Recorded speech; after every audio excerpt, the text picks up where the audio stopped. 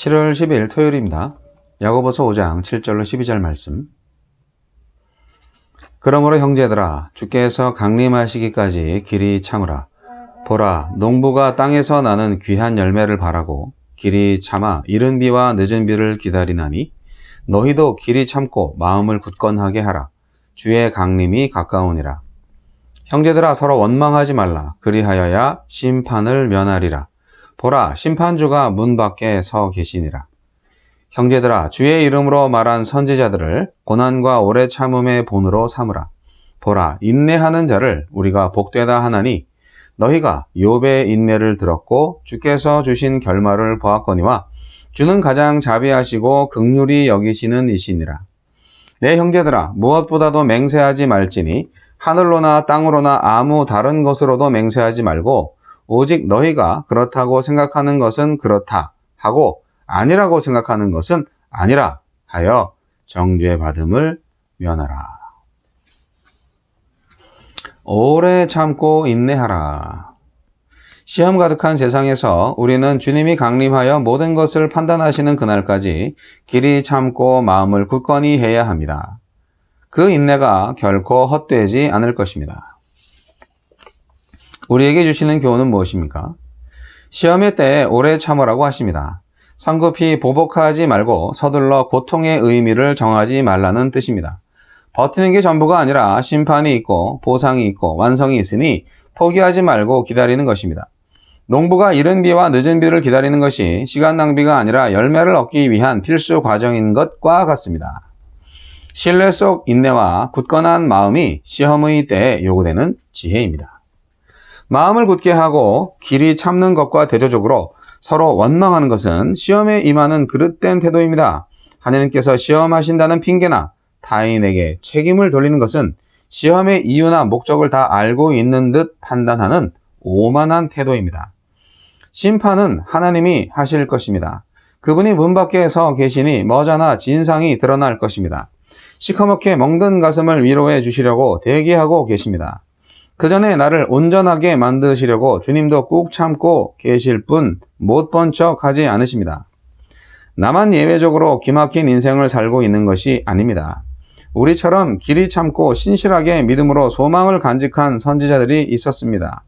그들은 기득권의 불의에 맞서 하느님의 뜻을 대언하다가 부당한 고난을 당했지만 하느님을 원망하지 않았습니다. 당장의 보상이나 명예를 구한 적이 없기 때문입니다. 욥만큼 억울한 사람이 또 있을까요? 하나님께 묻고 따졌지만, 기도했지만 하나님을 떠나지 않았습니다. 결국 하나님은 자비와 긍휼로 욥의 모든 말을 다 들어주시고 하나님을 인정하는 사람이 되게 하셨습니다.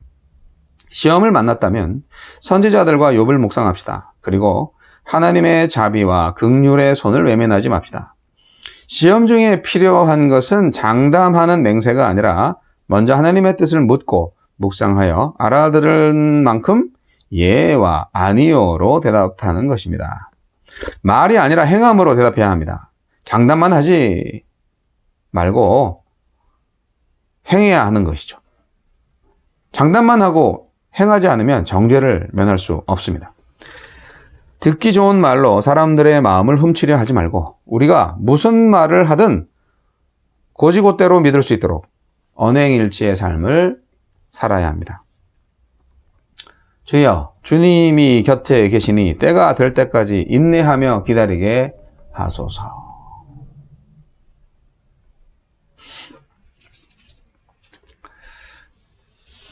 제가 매일 성경을 항상 하다 보면 주일 설교 말씀을 토요일 말씀보다 먼저 준비하는 경우가 많은데 항상 느끼는 건데요. 토요일 본문 말씀이 저에게 큰 은혜가 됩니다. 비교적 더. 그래서 이게 강해 설교 스타일로 하다 보니까요. 순서가 있잖아요. 성경을 처음부터 끝까지. 그렇게 순서적으로 하는 게 사실 흐름에 맞게 설교를 할 수 있는 건데 아무래도 녹화를 하다 보니 주일 설교를 목요일이나 금요일쯤 준비하다 보면 토요일 성경 본문 다음의 본문을 선택을 해서 주일 설교를 준비하는 경우가 거의 대부분입니다. 그런데 토요일 성경 본문을 보면 오히려 주일 설교의 그 본문을 토요일 것으로 하고 싶다는 생각이 거의 매주 들어요. 왜 그런지는 잘 모르겠지만 뭐 그게 중요한 건 아니고, 여하튼 오늘 말씀 가운데에서 제목조차도 저에게 강한 임팩트를 주시는데, 오래 참고 인내하라는 말씀이 이게 평생 잘 안 되는 부분이거든요. 근데 이 말이 참 진리거든요. 오늘 말씀은 고난에 대한 바른 이해를 설명하고 있고요. 그리고 어떻게 인내해야 할 것인가, 그리고 왜 인내해야 할 것인가, 그리고 그 인내의 결과는 무엇인가, 무엇을 기대할 수 있는가, 뭐 그런 얘기들을 할 수가 있습니다. 그런 얘기들을 나눌 수가 있겠습니다. 먼저 이 고난에 대한 바른 이해를 좀 할 필요가 있습니다. 우리가 야고보 시대에 성도님들이 고난을 참 많이 받았던 것 같습니다. 초대교회 성도님들은 믿음의 시련을 많이 받은 거죠. 그런데 길이 참으라고 권고하시네요. 얼마큼? 농부가 땅에서 나는 귀한 열매를 바라고 길이 참아서 이른 비와 늦은 비를 기다리는 것처럼 우리도 길이 참아라. 근데요, 참 시간이 빨라요. 요즘 저희 어머니 밭농사 하시는 것을 보니까 언제 심었는지 모르게 금방 또 자라고 그래요. 심을 때는 이게 언제 나나 하는 생각이 들었는데요. 그냥 한 두어 달 지나니까 엄청 커졌어요. 그리고 종류별로 이렇게 수확을 하게 되는데 정말 신기하더라고요. 결국 기다리면 그 기다림의 대가가 온전히 주어진다는 자연의 이치? 그런 것들을 깨닫게 됩니다. 농부가 길이길이 참는 이유는 뭘까요? 네, 귀한 열매를 바라기 때문이죠. 성도들이 인내하는 건 역시 농부와 마찬가지로 귀한 열매를 바라기 때문입니다. 그러니까 인내하지 않은 성도들은 열매를 맺을 수가 없어요. 어떤 열매? 신앙의 열매를 맺으셔야죠. 성경에 울며 씨를 뿌리는 자만이 기쁨의 단을 거둔다, 그런 말씀이 있어요. 시편 126편 6절 말씀인데, 이건 뭐 평범한 진리죠. 울며 씨를 뿌리는 자만이 기쁨의 단을 거둔다. 뭐 그 해본 사람만이 알죠. 근데 이제 단을 거두기까지 씨를 뿌리는 아픔이 동반되는 것이 참 아픕니다. 정말 눈물이 날 정도로 힘든 날들이지만 농부가 그렇게 땀을 흘리는 것은 수확에 대한 기대가 있기 때문이다 라는 말씀이죠. 만약에 아무리 수고를 해도 결실이 없다면, 그 결실이 없다는 것을 안다면 강제 노동이 아닌 이상 누가 그렇게 일을 하겠어요. 성도들의 삶이 이와 같지 않을까요? 라고 야고보 사도는 지금 말하고 있는 것입니다. 주의 강림이 가까우니라. 네, 초대교회는 예수 그리스도의 재림에 대한 소망 속에 살았습니다. 신약성경 260장 가운데서 재림에 대해서 언급한 게 318회나 된다고 합니다. 예수 그리스도의 재림은, 예수 그리스도의 다시 오심은 그야말로 초대교회 성도들의 강력한 소망이었어요. 그래서 성도들은 마음을 굳게 하고 주의 강림을 기다려야 한다는 그런 교훈을 많이 남겼던 것입니다. 마음을 굳게 하라는 거, 내 마음을 강하게 하라는 거, 지금 참고 견뎌라, 이런 말씀인 거죠. 그러면서 조심해야 할 것도 말씀하고 있는데, 그것은 형제들을 원망하지 말아라 하는 겁니다.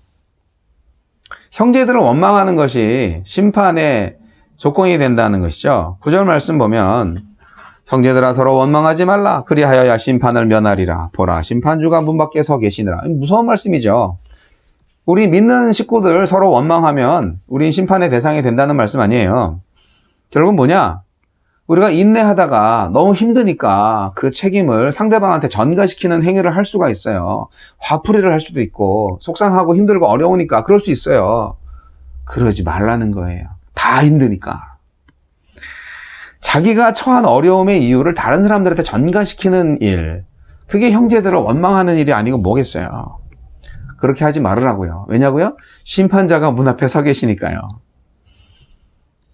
다윗이 그 말년에 아들 압살롬을 피해서 도망갈 때 그런 말을 했어요. 시므이라는 자가 있었죠. 뭐 신하 중 한 사람이었는데 뭐 예언자라고 할 수도 있고, 이 시므이라는 사람이 다윗 왕한테 막 돌을 던지면서 저주를 했어요. 그때 다윗을 수호하던 장군이 죽이려고 했죠. 저 시므이를 단칼에 죽이려고 했는데 다윗이 그걸 말렸어요. 다윗의 한 말, 내가 만일 잘못이 있어서 조롱을 받으면 그것은 당연히 받아야 할 것이야. 그러니까 그를 해쳐서는 안 돼. 만일 내가 지금 당하는 이 고난이 이게 억울하고 이게 억울함의 원인이 정말 내게 있는 것이 아니라면 그러면 주님께서 나의 억울함으로 인하여서 나를 돌보실 것이다. 그렇게 얘기를 했어요. 그러니까 원수 갚는 것, 보복하는 것은 하나님의 일이지 내 일이 아니라고 하는 것이죠. 그래서 자기한테 저주를 하는 그 나쁜 신하를 벌하지 않았습니다. 이것이 성도들이 배워야 할 자세입니다. 서로 형제들 간에 시기 질투, 비방할 필요가 없어요. 잘잘못은 다 하나님이 가려주실 거니까 누가 신앙생활 잘하나 이런 거 판단할 필요도 없고요. 자기만 잘하시면 됩니다. 맹세도 함부로 하지 마시고요. 그리고 기도하라고 얘기를 하십니다. 인내의 모본을 보여주시네요. 예, 그래서 그렇게 이제 주님이 강림 하시는 것을 잘 참고 기다려라는 말씀을 하시고 서로 원망하지 말라는 교훈을 하시면서 그 다음에 인내를 잘 해라.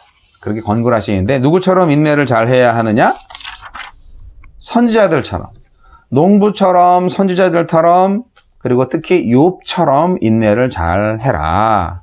그렇게 말씀을 하셨죠. 농부의 얘기는 좀 전에 했고요. 선지자들은 어떤 인내를 했나요? 선지자들 성경에 무진장 많이 나오죠. 그들의 고난과 오래 참음과 순교는 오늘날 많은 고난을 당하는 성도들한테 커다란 위로와 격려가 됩니다. 그래서 10절에 선지자들로 고난과 오래 참음의 본을 삼으라고 말씀하셨잖아요. 실제로 많은 선지자들이 고난을 당하고 인내로 그 고난을 극복을 했습니다. 물론 죽기도 했죠. 요셉은 어때요? 형들에 의해서 팔려갔죠. 애굽 그 옥살이도 했어요. 정말 그 노예로 팔려갔다가 총리 대신이 되기까지 엄청난 인내가 필요했죠. 다니엘은 어때요? 하나님을 신실하게 믿은 다니엘은 사자굴에 던져졌죠. 죽을 뻔했어요. 예레미야는 어떻습니까? 백성들의 비방을 받으면서 구덩이에 갇히기도 하고 아주 고난을 많이 받았죠. 스데반은 백성들의 돌을 맞아 순교했습니다. 하지만 순교는 결코 패배가 아니라 고난을 극복한 인내의 극치죠. 순교자는 주님이 다시 오시는 날에 천사장의 나팔소리와 함께 첫 부활에 참여해서 그리스도와 더불어서 왕노릇하는 영광을 누리게 될 것이기 때문이죠. 성도가 당하는 고난은 징계가 아니에요. 하나님께서 당신의 선하신 뜻을 이루시는 위대한 방편이고 수단입니다. 우리는 그래서 고난을 받으면 어떻게 해요? 야고보의 말처럼 기쁘게 여겨라는 것입니다. 인내로서 고난을 기꺼이 받을 때 하나님께서 지켜주시고 인도하십니다. 그리고 우리는 어떻게 돼요? 온전하고 구비하여 조금도 부족함이 없는 완벽한 사람으로 바뀌는 거죠. 욥의 인내를 보세요. 욥이 이제 고난의 대명사지 않습니까? 많은 고생을 했기 때문에 그런 수식어가 달리지만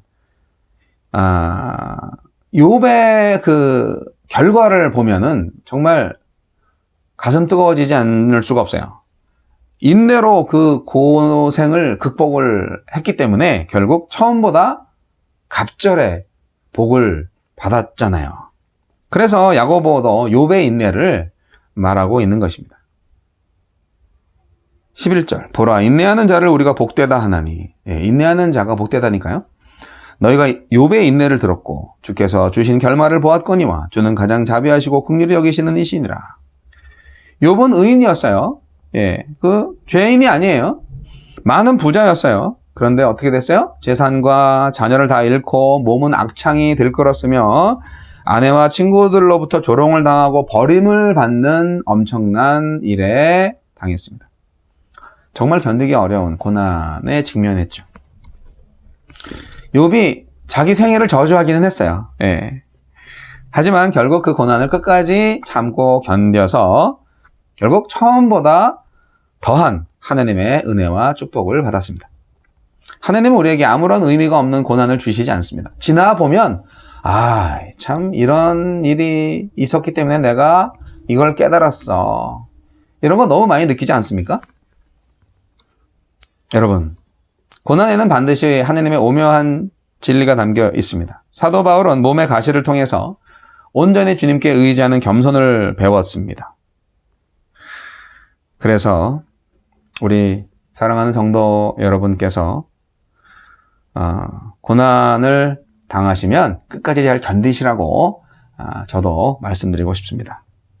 마태복음 24장 13절에 끝까지 견디는 자는 구원을 얻으리라. 그런 말씀이 있습니다. 일평생 주님만을 기다리다가 마지막 하루를 참지 못하면 어떻게 돼요? 광야의 이스라엘 백성들처럼 가나안 복지에 들어갈 수가 없습니다. 끝까지 농부를 본받아서 선지자들을 본받아서 욥을 바라보면서 최후의 일각까지 끝까지 인내하셔서 결국 마지막에 축복의 주인공이 다 되시기를 주님의 이름으로 축원합니다.